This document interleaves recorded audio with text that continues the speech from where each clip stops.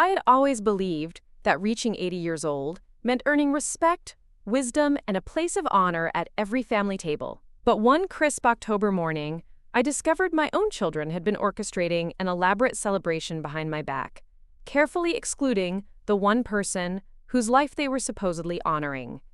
While they booked venues and ordered flowers, I sat in my study reviewing legal documents that would change everything.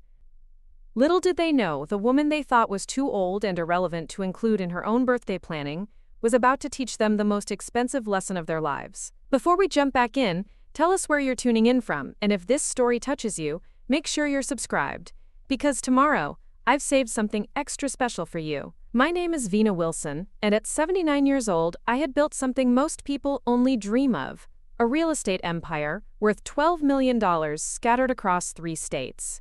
From my mahogany desk in the corner office of my downtown Phoenix high-rise, I could see the sprawling cityscape that I had helped shape over 5 decades of shrewd investments and calculated risks.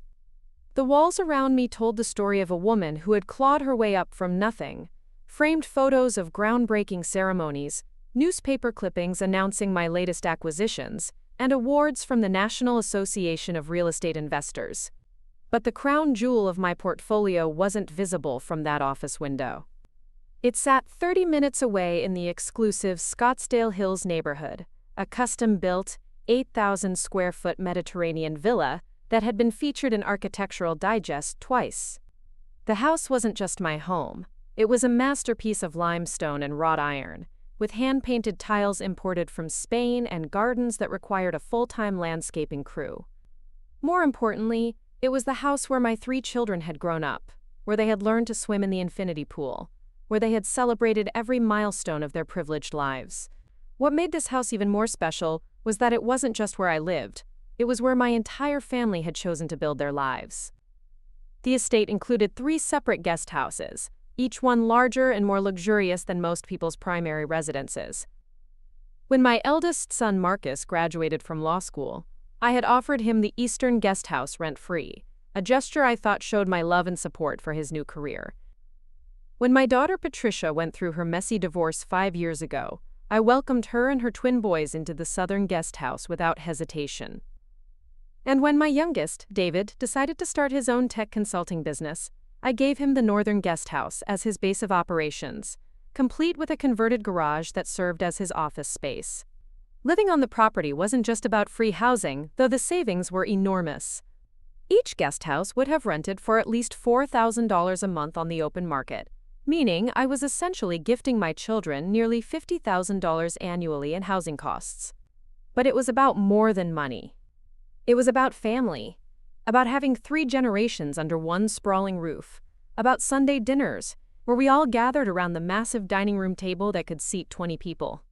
I had worked 16-hour days for decades to build this life, this legacy. While other women my age were settling into retirement communities and downsizing their responsibilities, I was still active in my business, still making deals, still growing my wealth. Every morning I would wake at 5:30, review the financial reports from my property managers, and spend 2 hours on the phone with contractors, tenants, and potential buyers.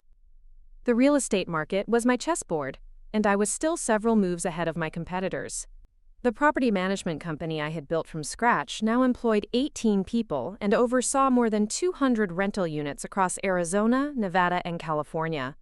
My children had grown up watching me negotiate deals over dinner, seeing me turn rundown properties into profitable investments, learning that success came from discipline, intelligence, and the willingness to make tough decisions when necessary.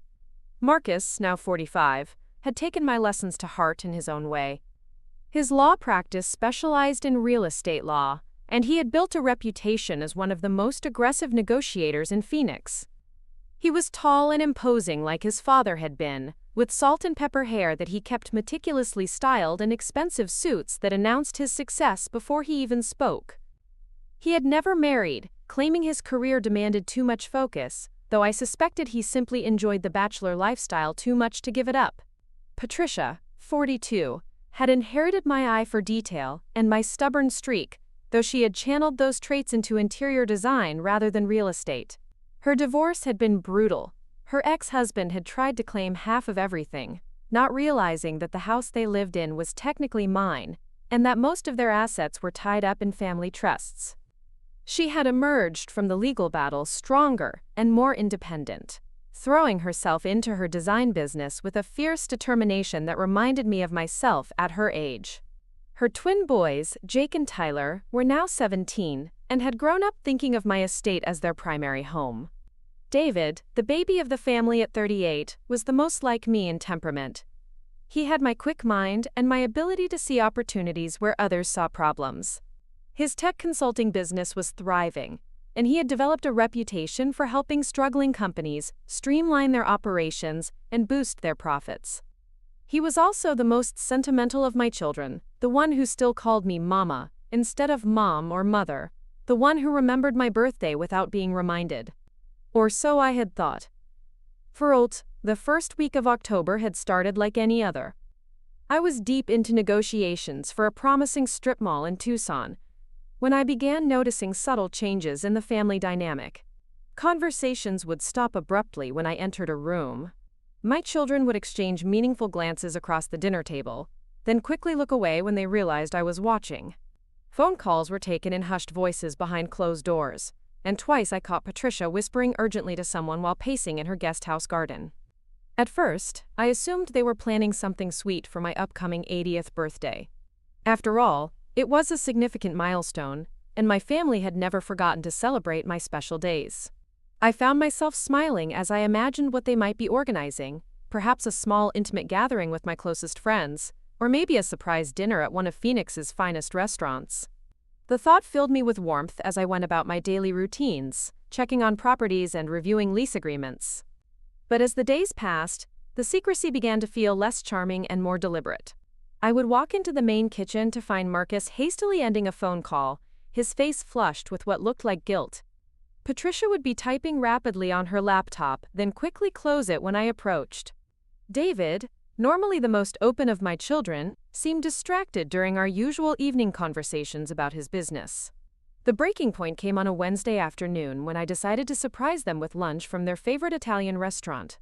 I had been in meetings all morning and thought it would be nice to share a meal together, to maybe catch up on what had been keeping them all so busy. I loaded the takeout bags into my car and drove home, expecting to find them scattered across the property as usual. Marcus in his home office, Patricia in her design studio, David in his converted garage workspace. Instead, I found all three of them huddled around Patricia's dining room table, documents spread across the surface, their voices low and intense. Through the window, I could see them leaning forward conspiratorially, their body language suggesting they were discussing something important, something they didn't want me to know about. I stood there for a moment, holding bags of cooling pasta and feeling a strange chill run down my spine. These were my children, the people I had sacrificed everything to provide for, the ones who lived in my houses and benefited from my generosity every single day. Yet here they were, clearly planning something that required my complete exclusion. Instead of interrupting them, I quietly returned to my car and drove back to my office, the untouched lunch sitting on my desk, as I stared out at the Phoenix skyline, and wondered when exactly I had become an outsider in my own. Preparing and narrating this story took us a lot of time, so if you are enjoying it, subscribe to our channel, it means a lot to us. Now back to the story. The following morning brought unseasonably cold weather to Phoenix, the kind of sharp October chill that made the desert feel almost foreign. I had spent a restless night replaying the image of my children gathered around Patricia's table, their secretive postures burned into my memory like a photograph I couldn't stop examining. By dawn, I had made a decision that would have seemed impossible just weeks earlier. I was going to find out exactly what they were hiding from me. My first stop was the Scottsdale Country Club, where I had maintained a membership for over 20 years. The club served as an informal intelligence network for Phoenix's elite, a place where information flowed as freely as the top-shelf whiskey. If my children were planning something significant involving venues, catering, or entertainment, someone at the club would know about it. These wealthy families moved in overlapping circles, and secrets had a way of surfacing over martinis and golf games. I settled into my usual spot in the club's elegant dining room, a corner table that offered a view of both the golf course and the other members. The morning crowd was predictable, retired executives, wealthy widows, and the occasional younger member conducting business over breakfast.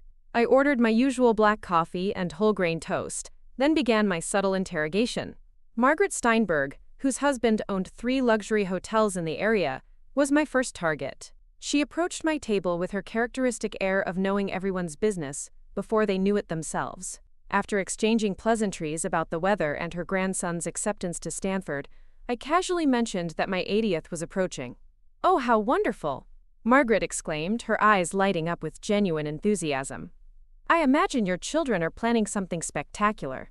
The Fairmont Princess has been booked solid for private events lately. Everyone's trying to secure the best venues for their celebrations." I smiled non-committally, filing away the information.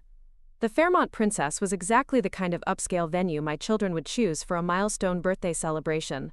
It was elegant, expensive, and impressive enough to make a statement about our family's status in the community. My next conversation was with Harold Reeves, whose event planning company handled most of the high-end celebrations in Scottsdale. Harold was discreet by nature. His business depended on confidentiality, but he had known me for 15 years and occasionally let small details slip during casual conversation. "Vina, darling," he said, joining me for coffee after finishing his breakfast meeting with another client. "I heard through the grapevine that there might be some Wilson family festivities on the horizon. October is such a beautiful time for celebrations, don't you think?" The comment was carefully neutral, but his knowing smile told me everything I needed to know. Harold was involved in whatever my children were planning, and he was walking the fine line between professional discretion and social courtesy. I thanked him for the coffee and made a mental note to investigate further. By noon, I had confirmed my suspicions through 3 separate sources. The Fairmont Princess had indeed been booked for a private event on October 28th, my actual birthday. The reservation was under Marcus's name, and the event was listed as a, quote, milestone birthday celebration. The guest list, according to my source in the catering department, included over 80 people, ranging from family friends to business associates to members of our country club. 80 people, a milestone celebration, everything planned without a single word to the person being honored.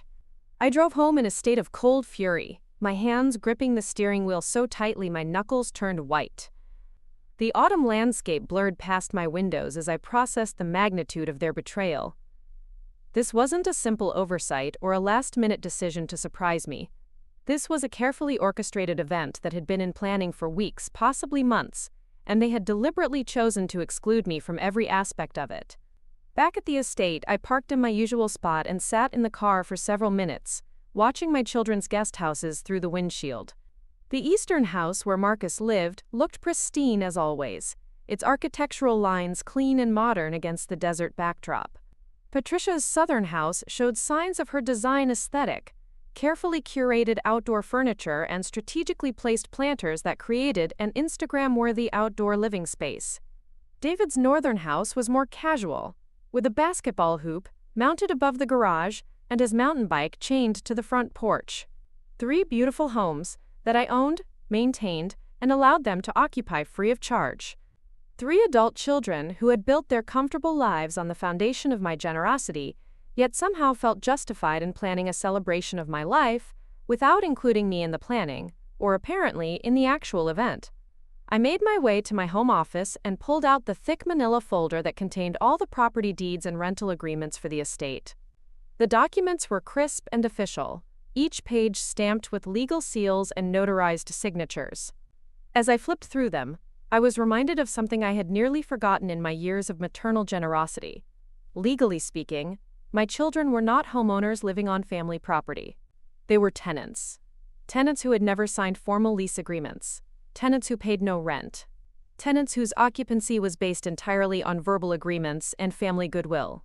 Most importantly, tenants who could be evicted with proper legal notice, just like any other renters who had violated the terms of their residency. I picked up my phone and dialed the number for Robert Chen, my personal attorney for the past 12 years. Robert had handled everything from my business acquisitions to my estate planning, and he understood both the legal complexities and the family dynamics that shaped my financial decisions. "Robert," I said when he answered, "I need to discuss some property management issues. Can you meet me tomorrow morning?" "Of course, Vina." Is this about one of your rental properties? In a way, I replied, staring out at the 3 guest houses that had sheltered my ungrateful children for years. It's about eviction procedures for tenants who have violated the terms of their occupancy. That evening, I sat in my study surrounded by legal documents and financial records, methodically planning my next moves. The irony wasn't lost on me. While my children were secretly organizing a party to celebrate my life, I was quietly preparing to dismantle theirs. They had spent weeks plotting behind my back, coordinating schedules and making arrangements that deliberately excluded me. Now it was my turn to plan a surprise. I pulled out a yellow legal pad and began making lists, just as I had done countless times over the decades when preparing for major business deals. The difference was that this time, the stakes weren't measured in dollars and profit margins. They were measured in family relationships and the respect I had apparently lost somewhere along the way. The first list detailed the legal requirements for eviction in Arizona, 30-day notice for month-to-month tenancies, written documentation of lease violations, proper service of legal documents. I would need to be meticulous and follow every procedure exactly, ensuring that my actions were unassailable in court if necessary. The second list cataloged all the ways my children had taken advantage of my generosity over the years. The free housing was just the beginning. I had also paid for Marcus's law school loans, funded Patricia's design business during its startup phase, and provided David with the capital to purchase his first commercial contracts. I had co-signed for their cars, their credit cards, their business loans. I had been their safety net, their financial foundation, their retirement plan. The third list was the most painful to write, but also the most necessary. It detailed all the small signs I had ignored over the past few years. The missed family dinners, the forgotten phone calls, the gradual shift from gratitude to entitlement. My children had grown comfortable taking my support for granted, and that comfort had apparently bred contempt. As midnight approached, I closed the legal pad and filed it away in my desk drawer. Tomorrow would begin a new chapter in the Wilson family story, one where the matriarch stopped giving unconditionally and started demanding the respect she had earned. They wanted to celebrate my 80th birthday without me? Perfect. I would give them a different kind of surprise party, one they would never forget. Family. Robert Chen's law office occupied the entire 42nd floor of the Cityscape Tower, with floor-to-ceiling windows that offered a commanding view of downtown Phoenix. I had always appreciated Robert's attention to detail, from the way he organized his case files to the precision of his legal arguments, but today I needed more than his usual thoroughness. I needed a strategy that would be both legally bulletproof and emotionally devastating. Robert greeted me with his characteristic warmth, his silver hair perfectly styled, and his navy suit impeccable despite the early hour. At 68, he was one of the most respected estate attorneys in Arizona, with a client list that read like a who's who of the Southwest's wealthiest families. He had guided me through my husband's death 15 years ago, helped structure my business empire to minimize tax liability, and drafted the complex trust documents that would eventually transfer my wealth to the next generation. "Vina," he said, gesturing toward the leather chairs arranged around his conference table, "you sounded unusually serious on the phone yesterday. What's troubling you?" I placed my manila folder on the polished mahogany surface and looked him directly in the eye. "Robert, I need to evict my children from the guest houses on my property. All 3 of them. Simultaneously." For the first time in 12 years of working together, I saw Robert Chen's composed expression crack.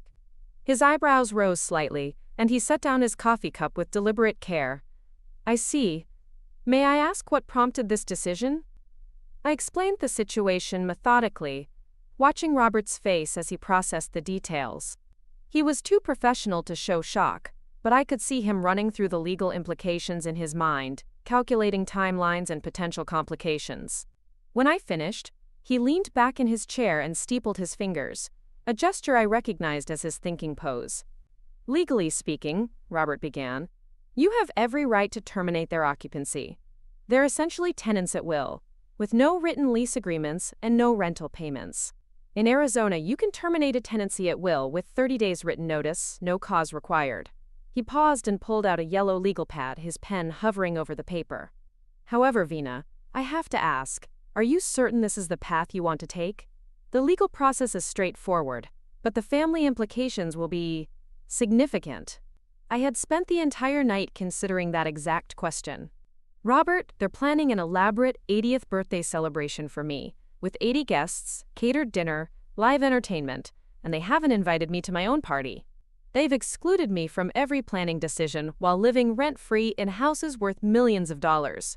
If they can plan my birthday without me, they can plan their housing without me. Robert nodded slowly, making notes on his pad. Very well, let's discuss the mechanics. Since they're occupying separate properties, we'll need to serve 3 individual eviction notices.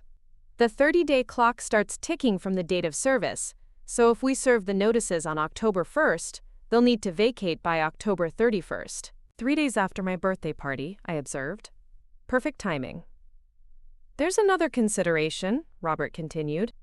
Since these are family members who have been living there for years, we should be prepared for them to contest the eviction. They might claim implied leases, attempt to argue adverse possession, or try to involve family court if they believe there are inheritance implications. I opened my manila folder and spread out the property deeds across the table.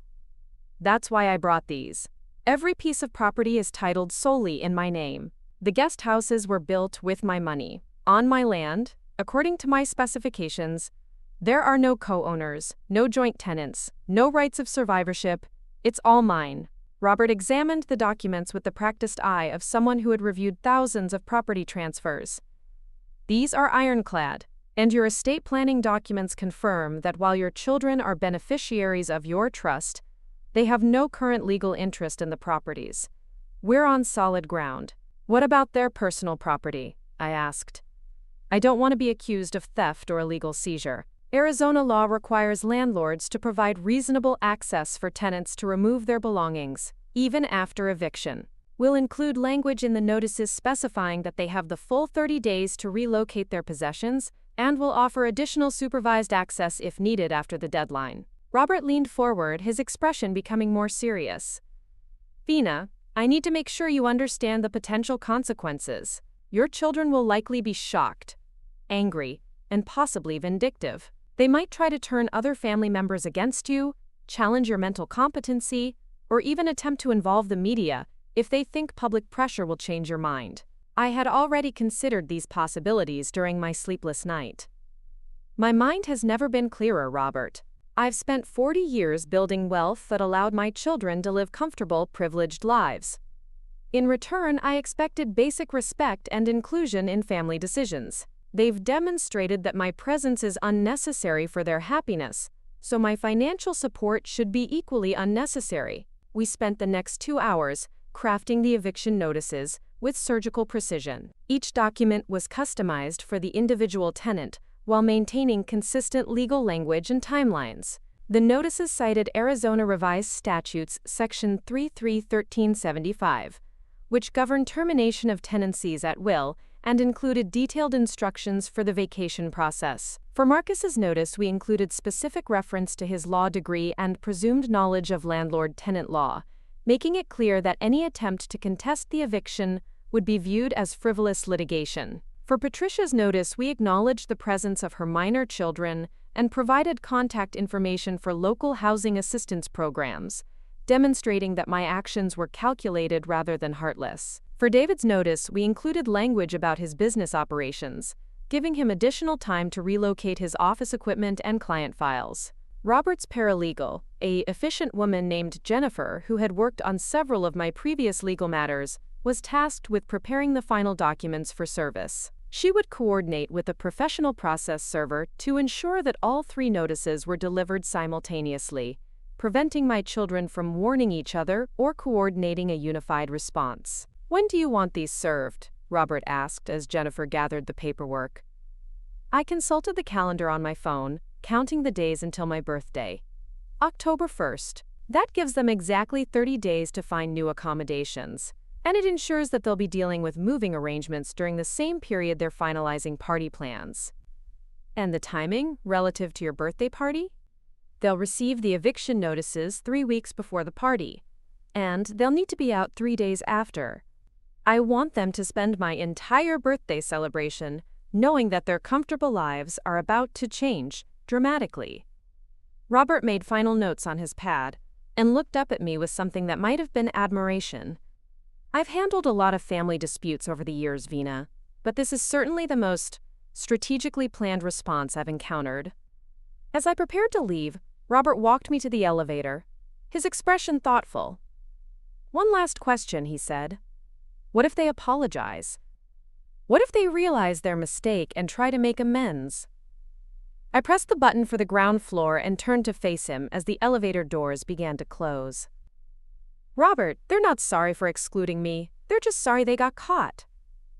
The drive back to Scottsdale gave me time to process the morning's work.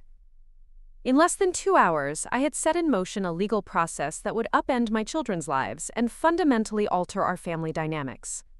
The eviction notices were being prepared, the timeline was established, and the wheels of justice were beginning to turn. But the legal maneuvering was only the beginning.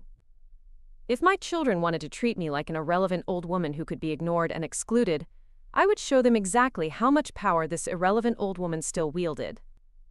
They were about to learn that their comfortable assumptions about family, loyalty, and financial security were built on foundations far more fragile than they had ever imagined. As I pulled into my driveway and saw the 3 guest houses that would soon be vacant, I felt a strange mixture of sadness and satisfaction. The sadness was for the family relationships that might never recover from this betrayal. The satisfaction was for the respect I was about to command, whether my children wanted to give it or not. October 1st arrived with the kind of blazing Arizona sunshine that made the desert look deceptively beautiful, all golden light and endless sky. I had chosen this date with deliberate precision, exactly 3 weeks before my birthday party, and far enough from the weekend to catch my children during their normal work routines when they would be focused and unsuspecting. At 7:30 in the morning, I positioned myself in my home office with a clear view of all 3 guest houses through the large picture window. My coffee sat untouched on the desk beside me, steam rising from the cup like incense for the ritual about to begin. I had barely slept the night before, not from anxiety, but from anticipation. After decades of being the family matriarch who smoothed over conflicts and enabled bad behavior, I was finally going to assert my authority in a way that couldn't be ignored or dismissed. Professional process server Miguel Santos had arrived 20 minutes early and was waiting in his unmarked sedan near the estate's front gate. Miguel was a former Phoenix police officer who had built a reputation for discretion and efficiency in serving sensitive legal documents. Robert Chen had used his services for high-profile divorces and contentious business disputes, and Miguel understood the importance of timing and proper documentation. Through my binoculars, a remnant from my birdwatching phase 5 years ago, I could monitor the morning routines unfolding across my property. Marcus was already dressed in one of his expensive suits, preparing for what looked like an important day at his law practice. He stood in his kitchen drinking coffee while reviewing documents spread across his granite countertop, completely unaware that his comfortable world was about to shift dramatically. Patricia's house showed signs of typical morning chaos. Through her living room windows, I could see her rushing around in her bathrobe while the twins ate breakfast at the counter.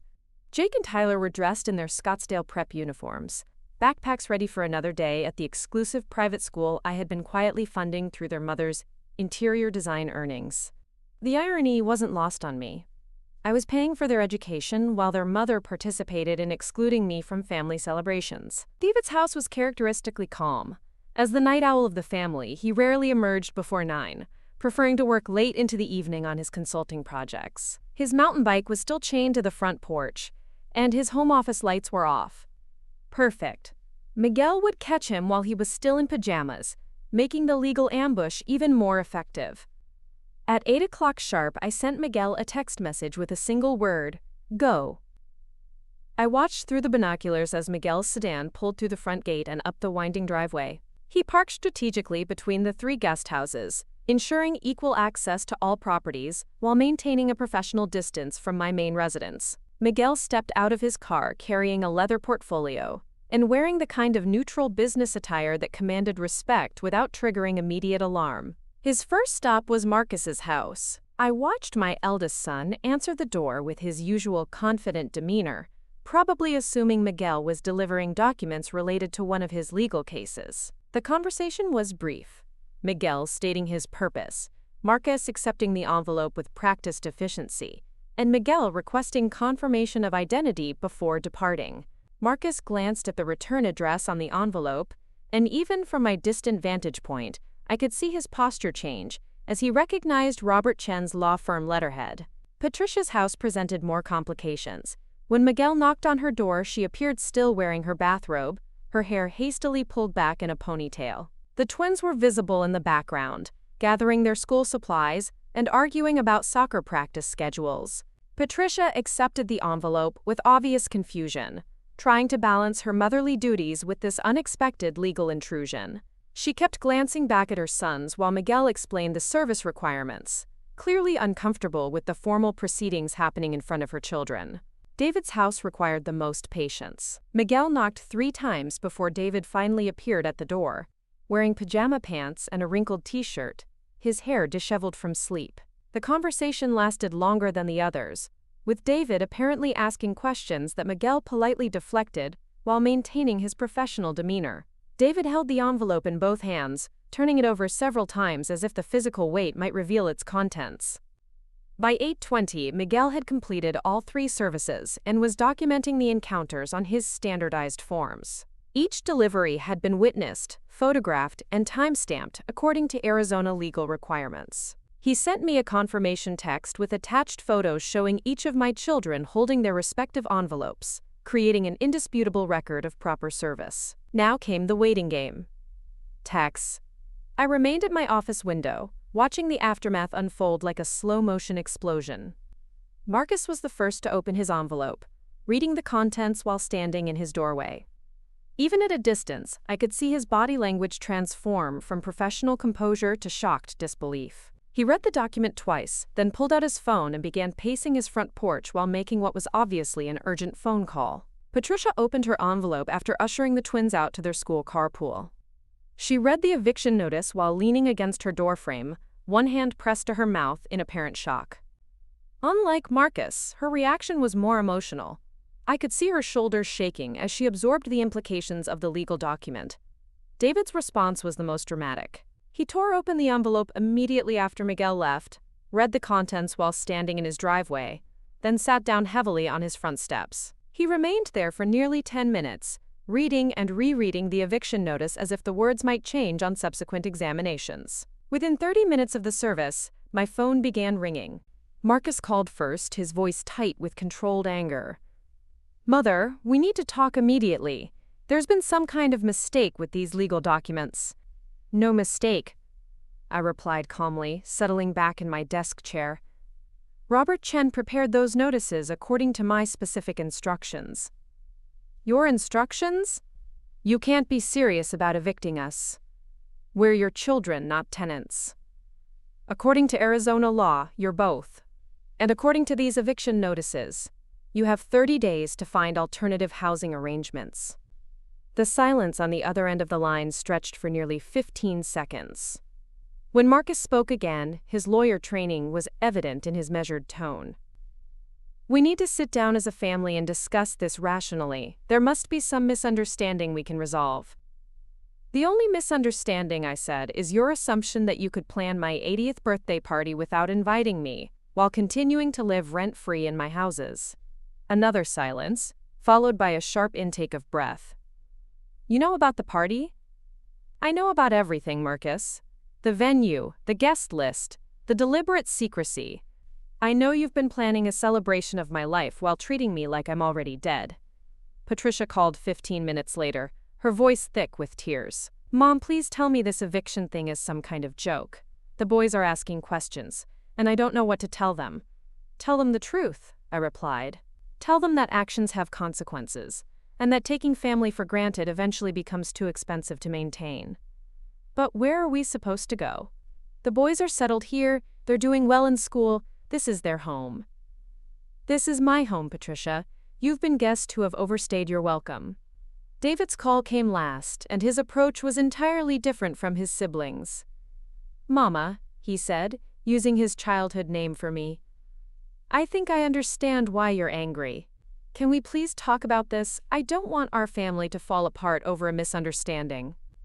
His gentle tone almost weakened my resolve, but I had spent too many sleepless nights planning this moment to back down now. David, sweetheart, this isn't a misunderstanding. This is a consequence. You all decided I wasn't important enough to include in planning my own birthday celebration. Now you can decide how important I am when you're looking for new places to live. By noon, all three of my children had called multiple times, their strategies ranging from anger to guilt to attempted negotiation. They had also clearly coordinated their responses because their arguments began echoing similar themes: family loyalty, my supposed overreaction, and the impact on the grandchildren. But I had anticipated every approach, and I was prepared for the long campaign ahead. The eviction notices were just the opening move in a chess game that would determine whether I would spend my remaining years as a respected matriarch or a forgotten old woman whose only value lay in her checkbook. As afternoon shadows began lengthening across the estate grounds, I watched my children's houses with a mixture of satisfaction and sadness. They were learning a lesson I should have taught them years ago, that love and family loyalty must be mutual, and that taking someone for granted always comes with a price. The emergency family meeting was called for 6 o'clock that evening in my formal dining room, a space I had specifically chosen for its intimidating grandeur and the psychological advantage it would give me. The room featured a hand-carved mahogany table that could seat 16 people, imported crystal chandeliers that cast dramatic shadows across the walls, and oil paintings of stern-faced Wilson ancestors who seemed to judge everyone who entered. I had used this room for important business negotiations over the years, and tonight it would serve as the courtroom where my children would face the consequences of their betrayal.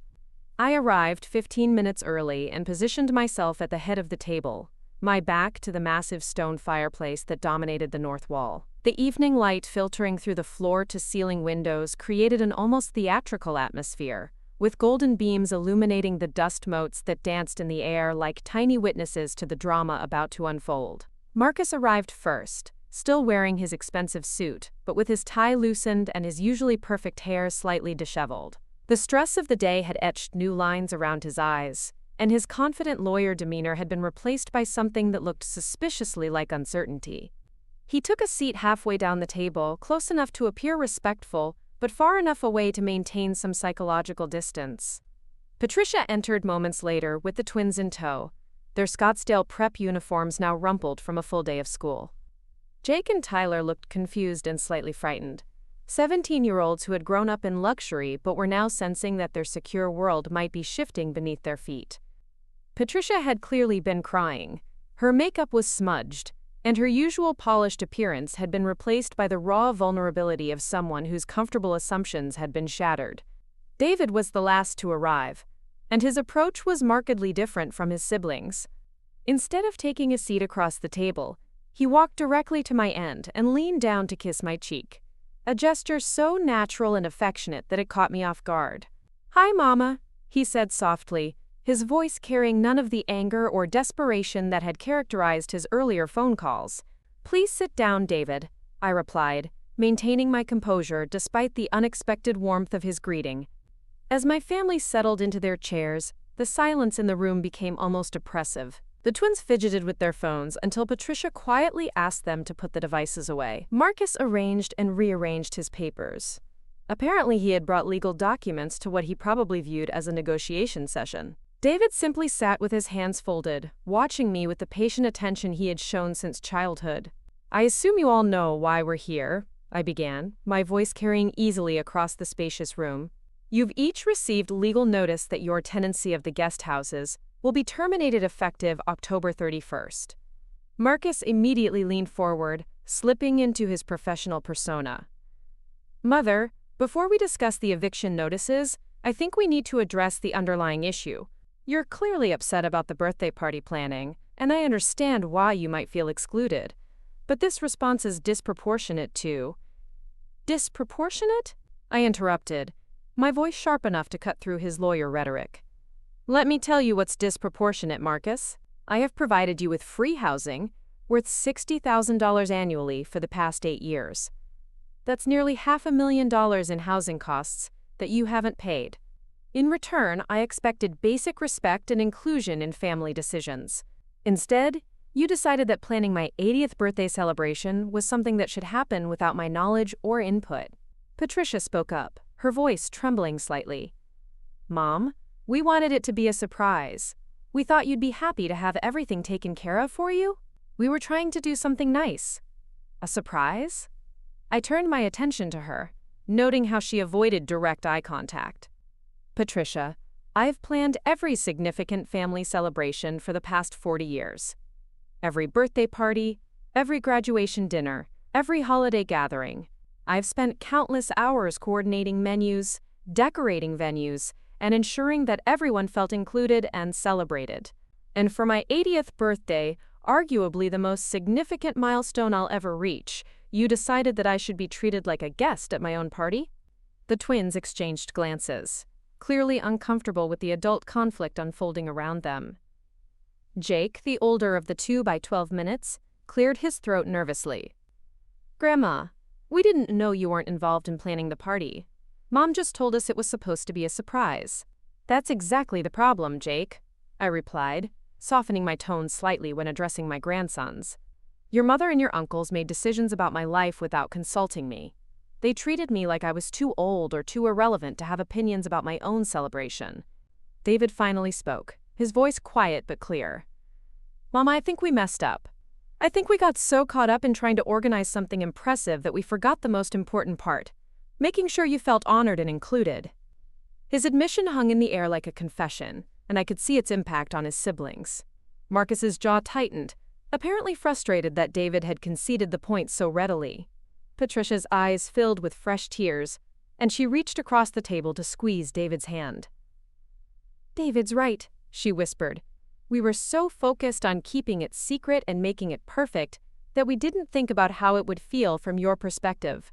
Marcus, however, wasn't ready to surrender his position. Look, I understand that feelings were hurt, but we're talking about eviction here. We're talking about displacing your grandchildren from their home during their senior year of high school. We're talking about destroying family relationships over what amounts to a miscommunication. I had been waiting for this argument, and I was prepared for it. Marcus, let me clarify something for you. This house, this property, these guest houses, they belong to me. They have always belonged to me. You have been living here as my guests, not as family members, with inherent rights to the property. And guests who disrespect their host eventually find themselves looking for alternative accommodations. But we're not just guests, Patricia protested. We're your children. This is our family home. Is it? I asked, rising from my chair and walking to the window that overlooked the guest houses. Because children who view their parents' home as their family home typically include that parent in family decisions. Children who respect their family home don't secretly plan celebrations that exclude the homeowner. Tyler, who had been silent throughout the conversation, suddenly spoke up. Grandma, what if we apologize? What if we start over and plan the party the right way, with you involved in everything? The question came from a place of genuine innocence, and it almost broke my heart. These boys had grown up thinking of my estate as their permanent home, never realizing that their security depended entirely on my goodwill and their parents' behavior. Tyler, sweetheart, I said, returning to my seat, an apology doesn't undo the weeks of planning that happened without me. It doesn't change the fact that your mother and uncles thought so little of my opinions that they excluded me from every decision about my own birthday celebration. Marcus tried a different approach, pulling out his legal documents. Mother, I've reviewed the eviction notices with several colleagues, and while they're technically valid, they raise some complicated family law issues. We've been living here for years without formal lease agreements, which could be interpreted as implied tenancies with certain rights. Marcus, I interrupted, are you seriously threatening to sue me? The question silenced him immediately.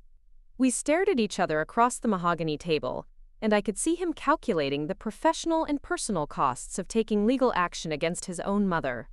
I'm not threatening anything, he said finally. I'm simply pointing out that evicting family members raises complex legal and ethical questions.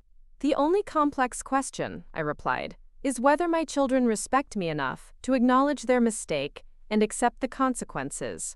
or whether they're going to continue treating me like an obstacle to be managed rather than a mother to be honored. David leaned forward, his expression earnest. Mama, what would it take for you to reconsider the eviction? What can we do to make this right? It was the question I had been hoping someone would ask, and I was ready with my answer. David, the eviction notices stand. You have until October 31st to find new accommodations. However, I paused, letting the word hang in the air like a lifeline. I'm willing to discuss the terms of your departure and the possibility of future reconciliation, depending on how you handle the next 30 days. The family meeting ended without resolution, but it had accomplished exactly what I intended. My children now understood that their comfortable lives were hanging by a thread, and that thread was entirely within my control. They would spend the next 4 weeks learning what it meant to truly respect the woman who had given them everything, or they would learn what it meant to lose it all. The week following our explosive family meeting transformed the usually serene estate into a hive of desperate activity. From my office window, I watched my children navigate their new reality with a mixture of fascination and grim satisfaction. They had exactly 23 days remaining until their eviction deadline, and the pressure was beginning to show in ways that were both predictable and surprising. Marcus had thrown himself into damage control mode with the intensity of a lawyer fighting a death penalty case. His guest house had become a war room, with documents spread across every surface and his phone constantly pressed to his ear. I observed him pacing his living room at all hours, gesturing wildly as he spoke to what I assumed were real estate agents, potential landlords, and possibly other attorneys who might help him find a legal loophole. Through my network of contacts in Phoenix's real estate community, I learned that Marcus was discovering the harsh realities of the current rental market. Luxury properties in Scottsdale were scarce and expensive, with most quality rentals requiring first month's rent, last month's rent, and substantial security deposits. For someone who had grown accustomed to living rent-free in a house worth $8,000 monthly, the financial shock was clearly overwhelming. His search was further complicated by his own success. As a prominent attorney, Marcus had built a lifestyle that required prestigious addresses and impressive entertaining spaces for his clients and colleagues. Moving to a modest apartment would damage his professional image, but securing a comparable property would cost him nearly half his annual income. Patricia's situation was even more complex due to the twins' involvement. Jake and Tyler had never lived anywhere but the estate, and the prospect of changing schools during their senior year was causing significant family stress. I watched through the windows as heated discussions unfolded in their kitchen, with the boys clearly frustrated and Patricia torn between protecting her sons and managing her own housing crisis. The real estate market offered Patricia fewer options than Marcus, since she needed to consider school districts, space for her design business, and proximity to her children's activities. Her divorce settlement had left her with enough money for a modest down payment, but her income from interior design was irregular and insufficient for the kind of mortgage that would buy a suitable family home. I learned from Joanne, my neighbor who had connections to several private schools in the area, that Patricia had been frantically calling admissions offices to explore mid-year transfer options for the twins. The conversations were not going well. Most prestigious schools had waiting lists stretching into the following academic year, and the timing of a senior year transfer raised red flags about family stability. David's approach to the crisis was characteristically methodical and surprisingly mature. Unlike his siblings, who seemed to be fighting against the reality of their situation, David had accepted the eviction and was focusing his energy on making the transition as smooth as possible. He spent his mornings house hunting online and his afternoons visiting potential rental properties, treating the search like a business project rather than a personal catastrophe.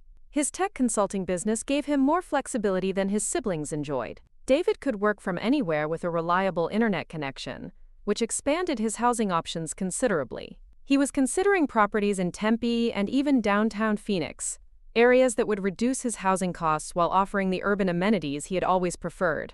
What surprised me most about David's response was his apparent lack of resentment. When I encountered him loading boxes into his car one afternoon, he greeted me with his usual warmth, and even asked if I needed any help with my own household tasks. His mature acceptance of the consequences made me question whether I had been too harsh with him specifically, while simultaneously reinforcing my belief that Marcus and Patricia needed to learn similar lessons about accountability. The twins' reaction to their housing crisis was perhaps the most heartbreaking aspect of the entire situation. Jake and Tyler had grown up in a bubble of privilege and security, never imagining that their comfortable lives could be disrupted by adult conflicts they didn't fully understand. I watched them through the windows as they packed their belongings, with the confused efficiency of refugees fleeing a disaster they hadn't seen coming. Tyler, who had always been the more sensitive of the two, seemed to be struggling most with the upheaval. I observed him sitting alone on his mother's porch several evenings, staring across the estate grounds with an expression of loss that reminded me of myself after my husband's death.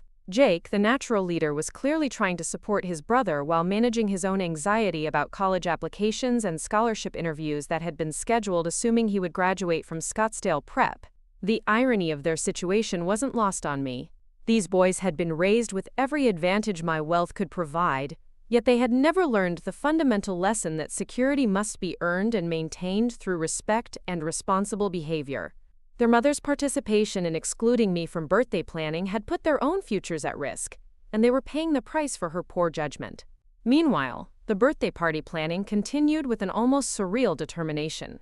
Through my intelligence network at the country club and various social connections, I monitored the final arrangements for the October 28th celebration. The catering was confirmed, the entertainment was booked, and the guest list had been finalized at exactly 82 people. Apparently, 2 last-minute additions had been made to accommodate some business associates Marcus wanted to impress. The guest list itself was a fascinating study in my children's priorities. It included virtually every significant person from their social and professional circles, but notably excluded several of my own closest friends who had been part of my life long before my children were born. They had invited their father's old business partners but not my bridge club companions. They had included Marcus's law firm colleagues, but not the women who had helped me build my real estate empire. The party was shaping up to be exactly what I had suspected, a celebration designed to enhance their own social standing rather than honor my life and relationships. Most tellingly, they had apparently decided to proceed with the party, despite the ongoing eviction crisis. Either they believed they could somehow convince me to change my mind before October 31st, or they were so committed to their social obligations that they were willing to host an elaborate celebration while simultaneously packing their belongings. The disconnect between their public image management and their private family crisis revealed everything I needed to know about their values and priorities. As the second week of October progressed, I began receiving phone calls from extended family members and family friends who had heard rumors about the eviction situation. The calls followed predictable patterns: expressions of shock, attempts to mediate, and gentle suggestions that I might be overreacting to what they characterized as a simple misunderstanding. My sister Caroline, who lived in San Diego and maintained the kind of surface-level family relationships that avoided difficult conversations, called to express her concern about the family troubles she had heard about through the Phoenix social network. "Vina, honey," she said in her carefully modulated voice, "I'm sure this is all just a big miscommunication. The children love you so much, and I know they'd never intentionally hurt your feelings. Maybe you could work something out that doesn't involve lawyers and eviction notices?" "Caroline," I replied, "they planned my 80th birthday party without inviting me. They booked a venue, hired caterers, and invited 80 people to celebrate my life while treating me like I was already in the grave. This isn't a miscommunication, it's a fundamental lack of respect." The conversations were exhausting and repetitive, but they served an important purpose. They forced me to articulate my position clearly and consistently, which strengthened my resolve and helped me resist the emotional manipulation that was undoubtedly coming from multiple directions. As the third week of the eviction period began, I could sense the desperation building in my children's behavior. Their phone calls became more frequent and more emotional. Their attempts to negotiate became more creative and more desperate.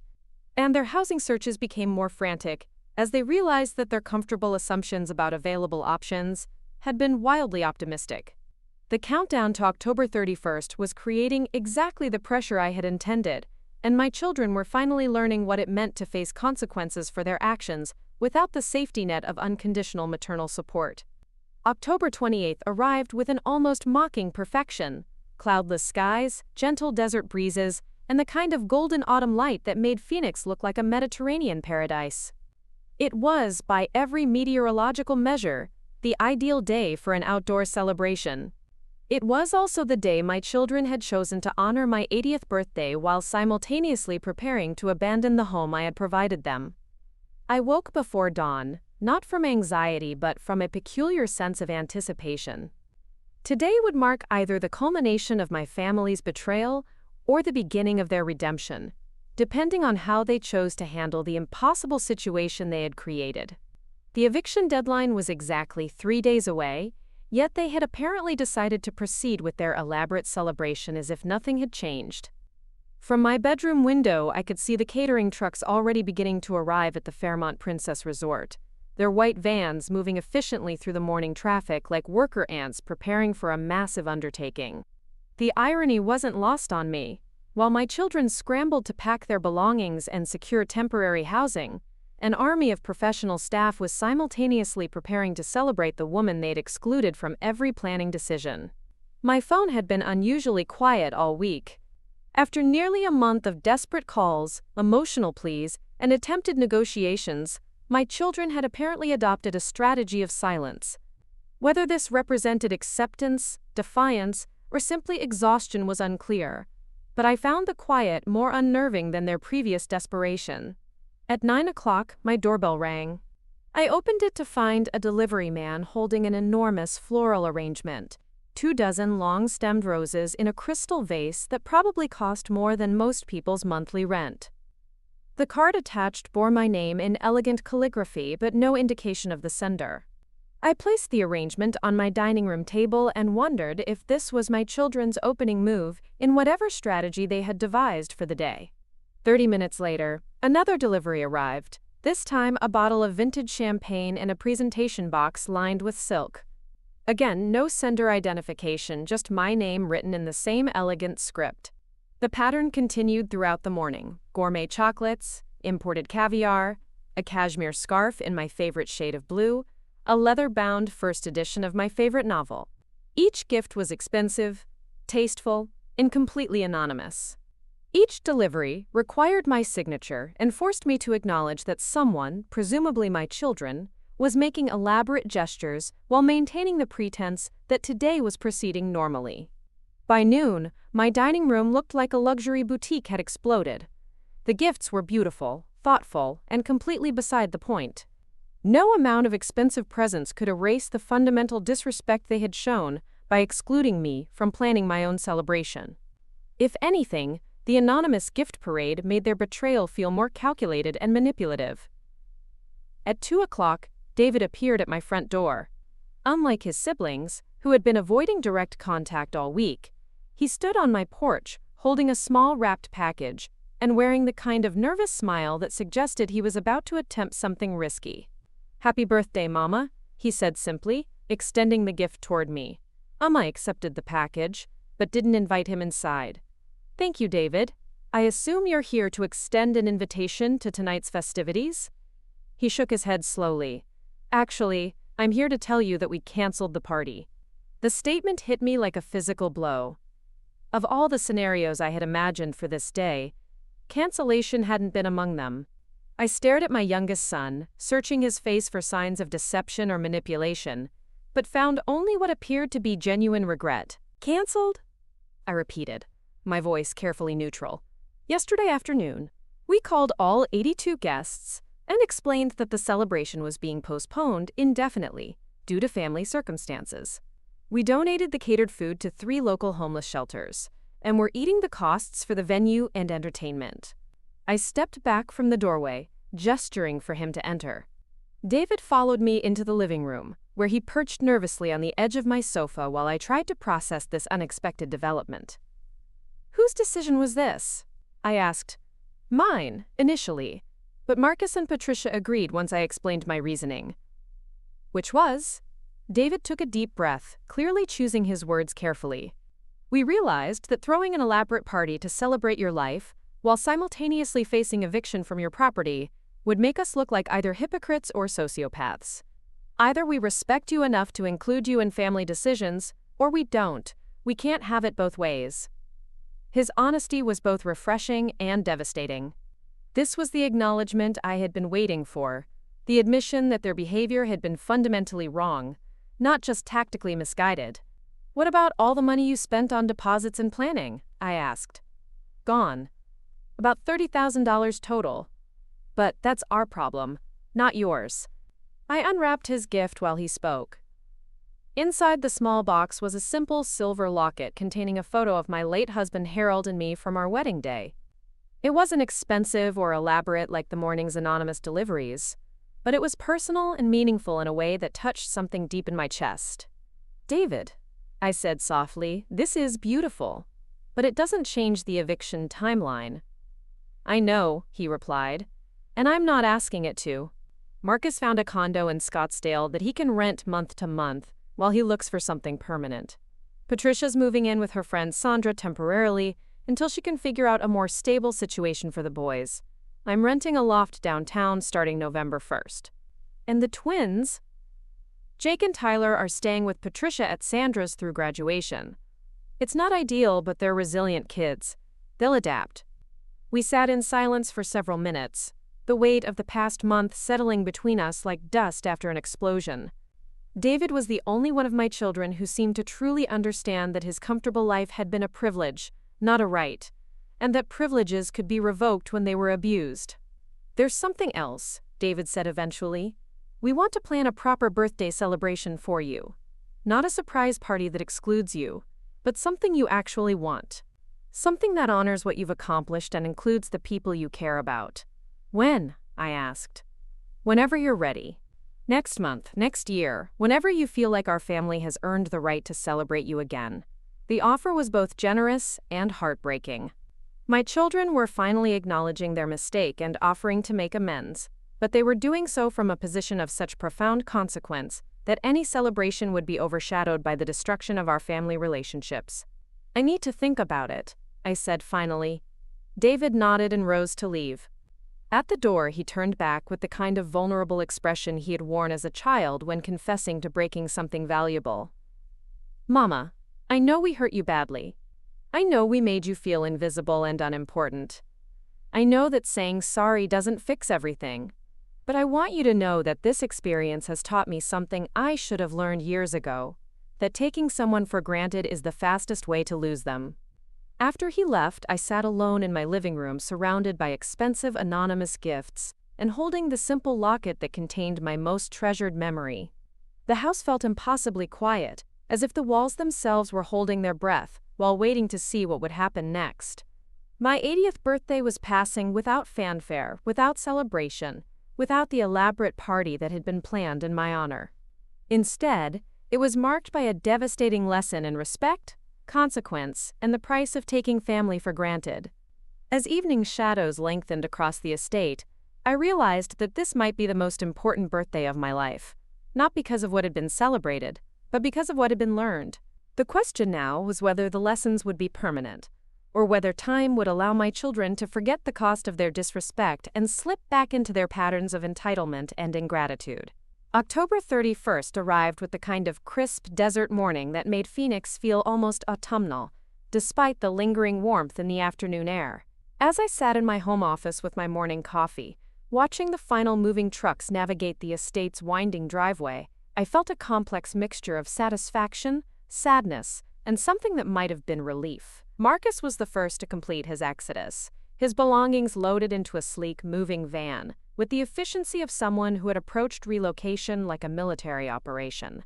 True to his nature, he had scheduled his move for the earliest possible time, completing the process before most people had finished their breakfast. As his convoy of vehicles pulled away from the Eastern guest house, he didn't look back toward my main residence, a final act of stubborn pride that somehow seemed fitting. Patricia's departure was more emotional and chaotic, with the twins helping load boxes, while casting uncertain glances toward the main house where I sat observing. Tyler had grown visibly taller over the past month, as if the stress had accelerated his final transition into manhood. Jake maintained his protective stance near his mother, shouldering responsibility beyond his 17 years. When their moving truck finally pulled away from the southern guest house, Patricia rolled down her window and offered me a tentative wave.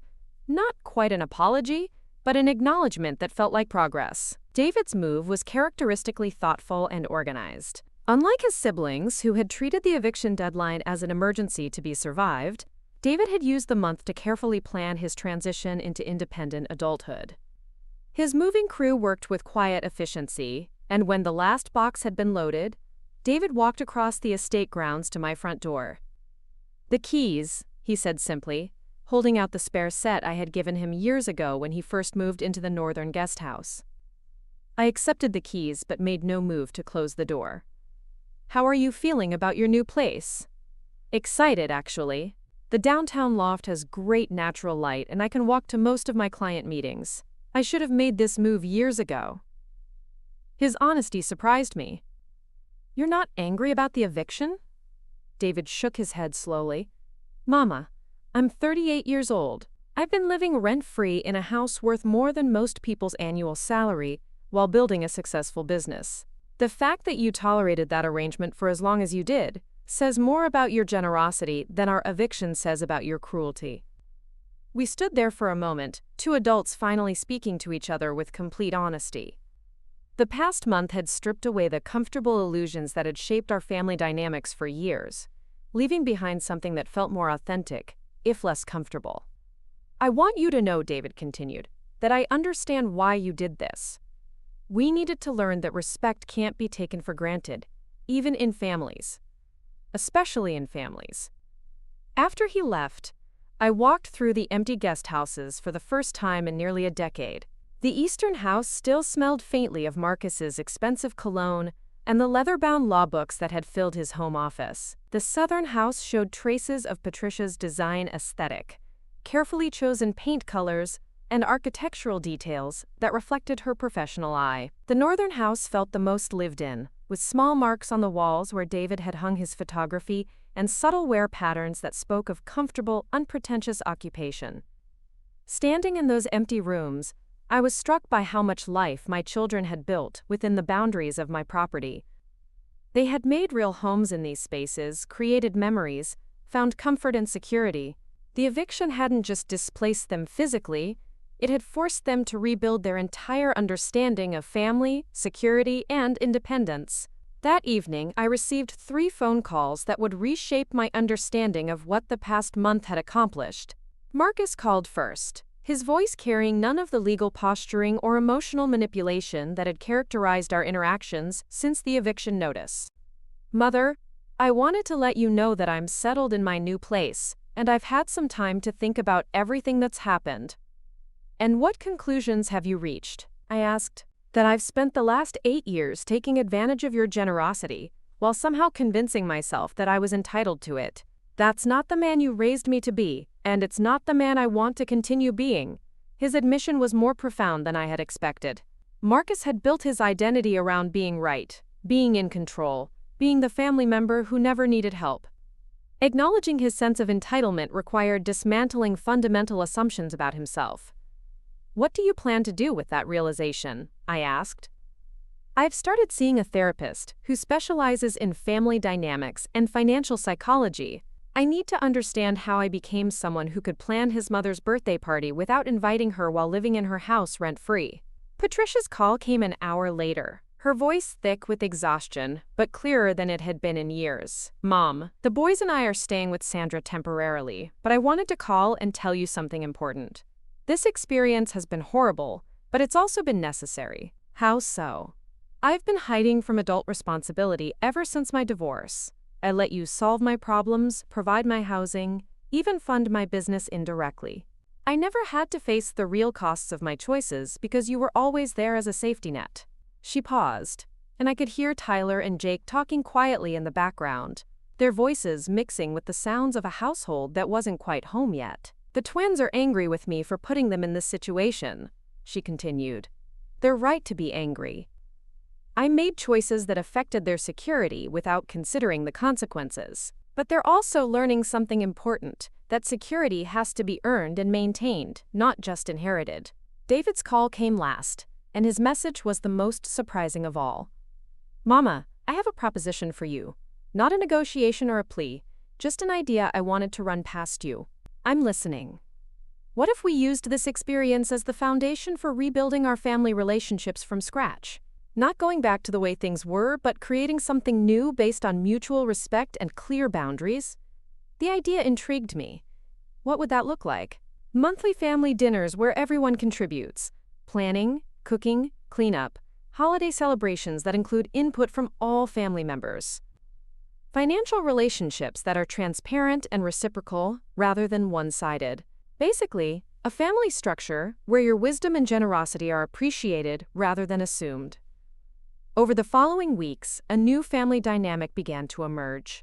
Marcus started joining me for coffee every Saturday morning, our conversations ranging from business strategies to childhood memories we had both forgotten. These meetings weren't emotional reconciliations. They were the careful construction of an adult relationship between two people who happened to share history and genetics. Patricia began including me in her design projects, asking for my input on client presentations and business decisions. The professional collaboration gave us a way to rebuild trust without the emotional weight of our housing conflict. Her business flourished with my experienced guidance, and she started making enough money to consider purchasing her own home rather than renting long-term. David's monthly family dinners became the cornerstone of our new relationship structure. The first dinner was awkward and formal, with everyone carefully avoiding sensitive topics. But by the third month, we had developed a rhythm that felt both familiar and refreshingly honest. The twins, initially resentful of the upheaval, gradually began to appreciate having a grandmother who demanded respect rather than simply dispensing gifts. 6 months after the eviction, I received an unexpected visitor. Margaret Steinberg from the country club knocked on my door carrying a bottle of wine and wearing the kind of knowing smile that suggested she had gossip to share. "Vina," she said, settling into my living room with obvious pleasure, "I have to tell you that your family situation has become quite the topic of conversation among our circle. Half the women think you're a monster, and half think you're a genius."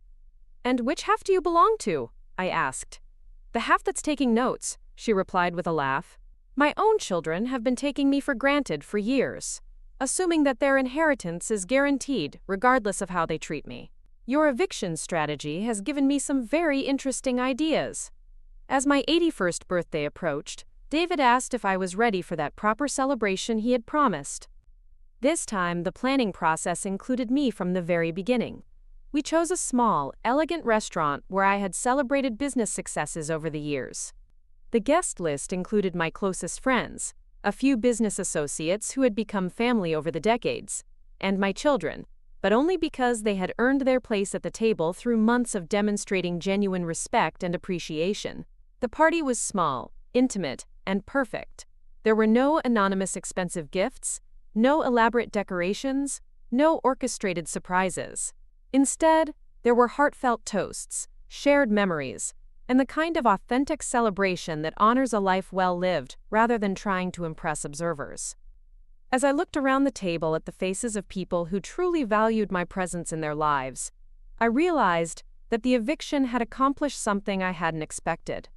It hadn't just taught my children to respect me, it had taught me to respect myself enough to demand that respect from others. The Wilson family estate felt different now, with its empty guest houses serving as monuments to lessons learned and boundaries established. But the emptiness wasn't hollow, it was spacious, full of possibility and entirely my own. I had spent 80 years learning that love without respect is just elaborate manipulation, and that family relationships built on financial dependence rather than mutual appreciation are fundamentally unstable. The eviction had cost me 30 days of family drama and my children their comfortable assumptions about inherited security. In return, we had all gained something infinitely more valuable: the knowledge that our relationships were based on choice rather than obligation, respect rather than entitlement, and love that had been tested and proven rather than simply assumed. At 81, I finally had the family I had always wanted: smaller, more honest, and built on a foundation strong enough to last the rest of my life. Up next, you've got 2 more standout stories right on your screen. If this one hits the mark, you won't want to pass these up. Just click and check them out. And don't forget to like, subscribe, and turn on the notification bell so you don't miss any upload from us.